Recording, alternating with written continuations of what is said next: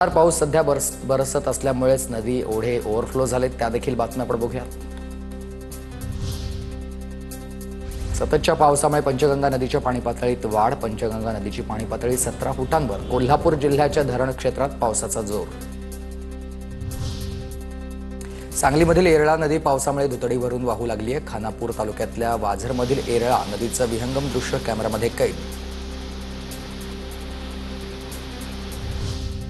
सांगली जिल्ह्यामध्ये गेल्या 8 दिवसांपासून संततधार कृष्णा नदीच्या पाणी पातळीत वाढ। आयर्विन पुलाची पाणी पातळी 16 फुटांवर, तर सकाळपासूनच पाणी पातळीमध्ये 1 फुटानं वाढ झाली आहे।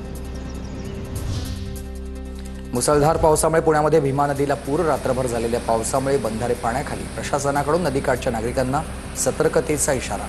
पुण्याच्या खेड तालुक्यातल्या पाभे गावाचा संपर्क तुटला आहे। कराडच्या पाटणमध्ये पावसामुळे नद्यांच्या पाणी पातळीत वाढ। मुसळधार पावसामुळे कोयना नदीवरील बंधारे ओव्हरफ्लो झाले, तसंच कराडचा खोडशी डॅम ओव्हरफ्लो झाला आहे। कोल्हापूर जिल्ह्यात गेल्या आठवडाभरापासून पडणाऱ्या पावसामुळे मुसळधार पावसामुळे पंचगंगा नदीवरील शिंगणापूर बंधारा पाण्याखाली गेला आहे। प्रशासनाकडून बंधाऱ्यावरील वाहतूक बंद करण्यात आली आहे।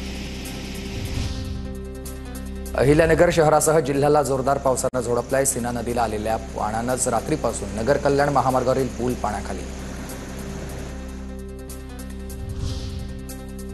नीरा नदीमधून भीमा नदीमध्ये 30,000 क्युसेक पाण्याचा विसर्ग। तर पंढरपूरमधील भीमा नदीवरील ब्रिटिशकालीन जुना पूल पाण्याखाली गेला आहे। तसंच भीमा नदीपात्रामधील मंदिरं देखील पाण्याखाली गेलेली आहेत। प्रशासनाकडून सध्या सगळ्यांनाच सतर्कतेचा इशारा देण्यात आला आहे।